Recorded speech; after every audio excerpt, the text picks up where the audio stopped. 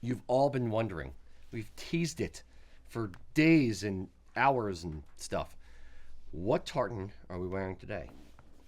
Mr. Eric, we are, and I both, and Mac, back behind the camera, are wearing the American Dream Tartan. It is a new tartan that we designed. We are very, very proud of this one. It took a lot of thought and effort to come up with it. We made a little video we want to share with you guys now. America is known as the land of opportunity, and as we approach our semi-quincentennial anniversary, we began reflecting on what makes America good. Over the last 250 years, why have so many people come to this place in search of a better life? Since our founding in 1776, America has held out a promise to the world, an ideal that we're guided by to this day, the American dream. These simple words encapsulate a concept rooted in optimism and hope.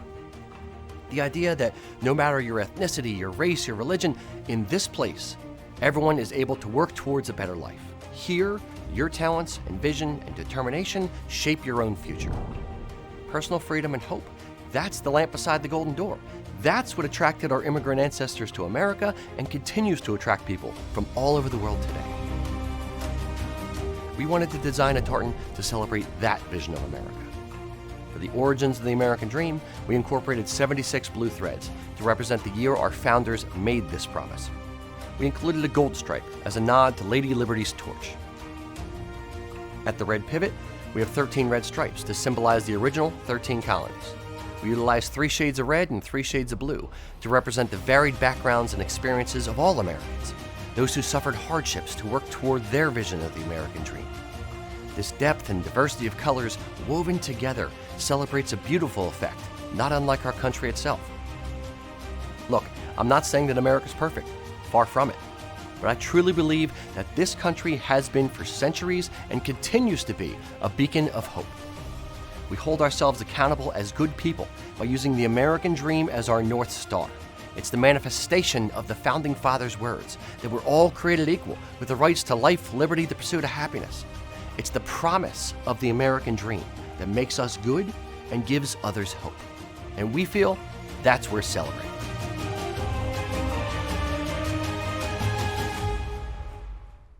So I hope you guys like that. That is the new American Dream Tartan. When we started thinking about this tartan back in March or so this year. We started thinking about the 250th, the sesquicentennial, the 250th anniversary of the U.S. coming up, and trying to think about how do we celebrate in a time where there's so much political division, stress, just general bad vibes, negativity from every angle. How do we, as a nation, kind of gather behind an idea? What idea can we all kind of get behind? And that's when we kind of thought of, the single good thing about America that everyone should be able to get behind is the ideal of the American dream. So that's kind of where we took it. Mm-hmm.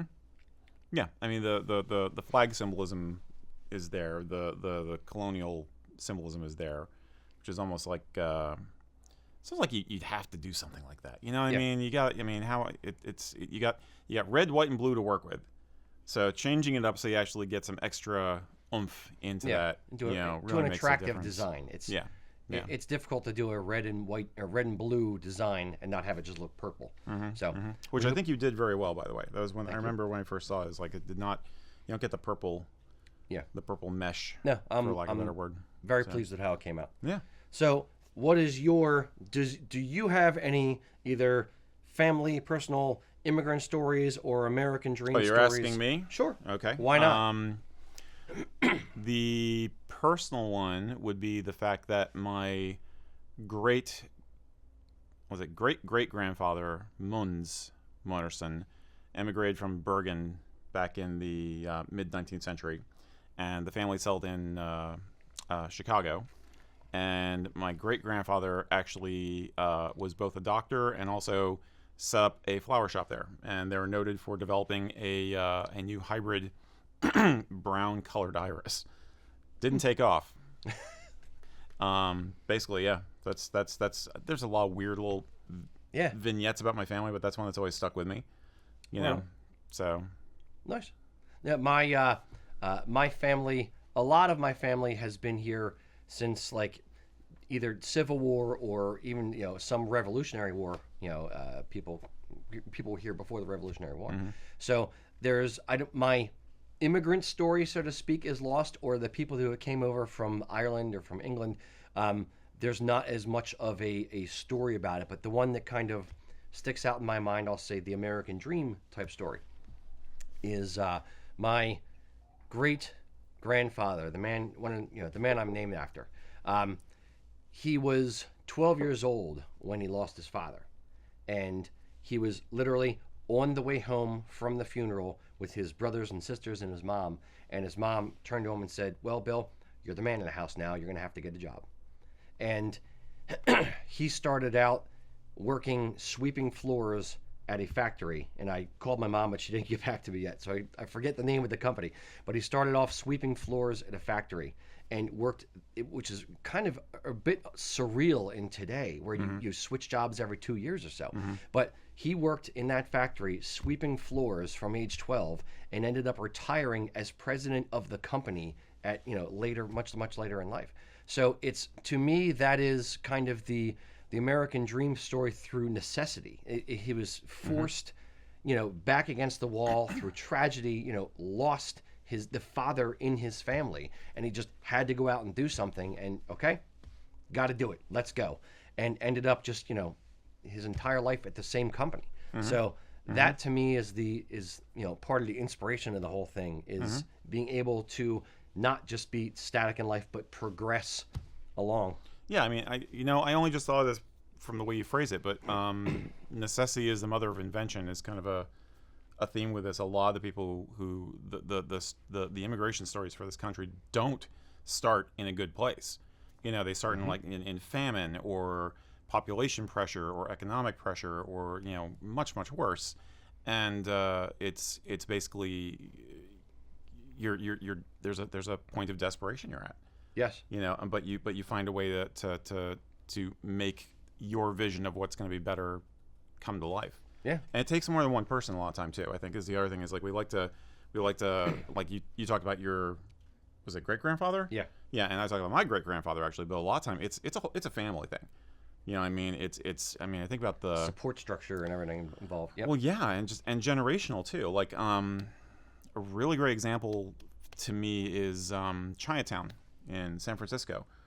I mean, holy cow, the shit that those people went through when they came here, but then they built this thriving, they took what was essentially a ghettoized community and they turned it into this jewel, this economic and cultural jewel that it is now. And it's just like, it took huge amount of determination, a huge amount of grit and intergenerational support to make it happen. And there are other places in the world where you can do that, but it's not like here.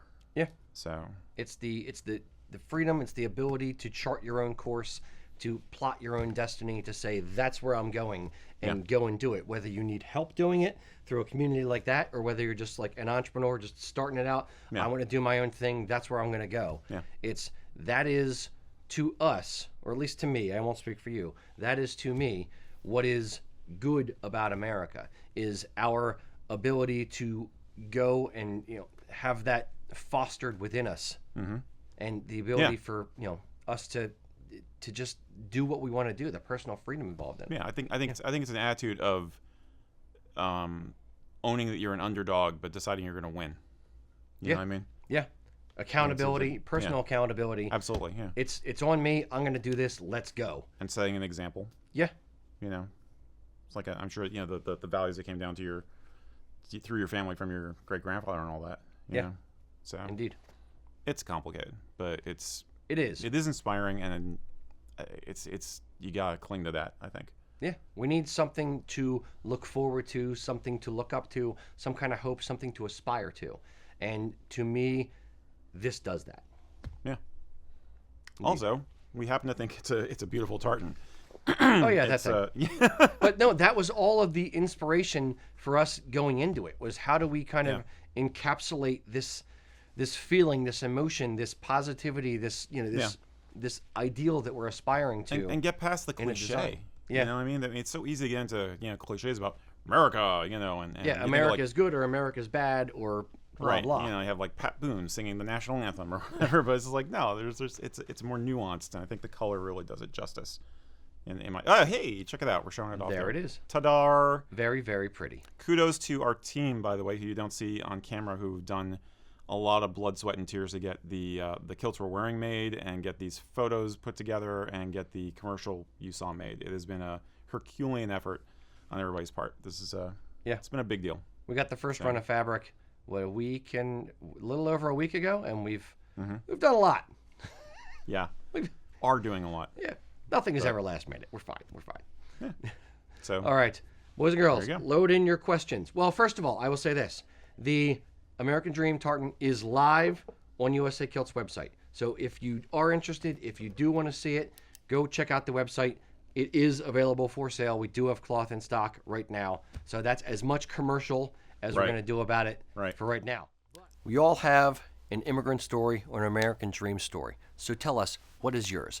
Let us know in the comments, how did your family find their way to America?